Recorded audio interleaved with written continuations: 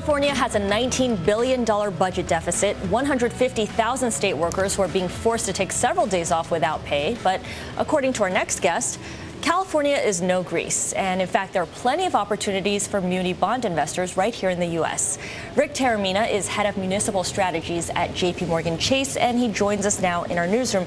Rick, the muni market has yields that are at 40-year lows. Correct. We are seeing record inflows into these securities.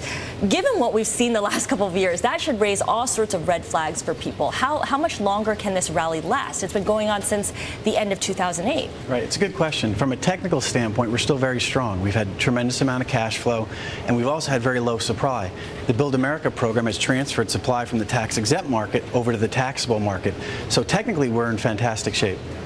Technically, but fundamentally? Fundamentally is the question.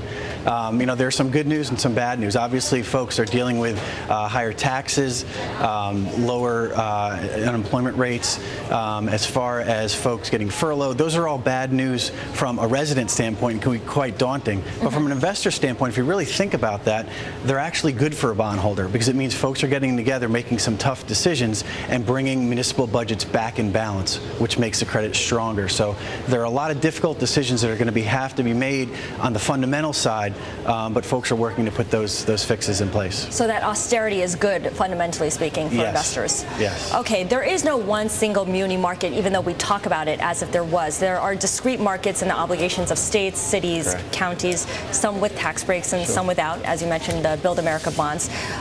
What kind of correlation exists, if any, between the different muni bonds in the way that they trade? I mean, if one collapses, are they all going to, should we get out of all of them then? Right. Well, no, I don't think so. If you look at the fall of 2008, we saw the lower quality paper and the longer paper behave much differently than pre-refunded bonds or some of the higher quality paper. We actually saw folks flock to the higher quality paper, and they held in very well. The valuations there were strong.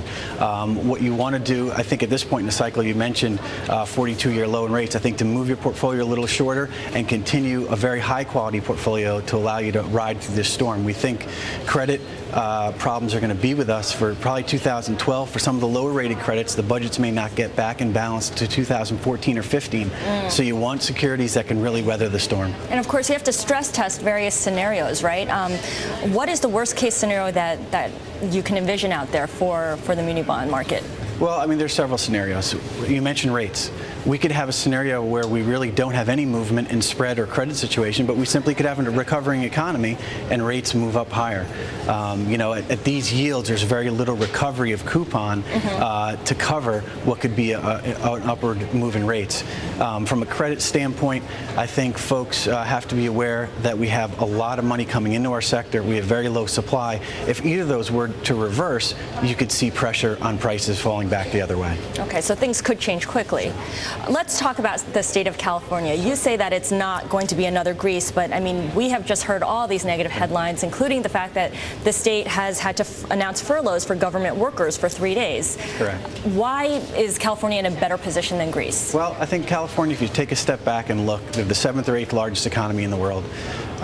If you look at what their percentage of debt service is on their budget, it's 4 to 6%. I think if folks had their own budget and they only had 4 to 6% debt of their own budget, they'd probably be okay. So we believe that there's a willingness to pay and the ability to pay. It's a question of getting folks to the table and make some of the tough decisions, like furloughing workers.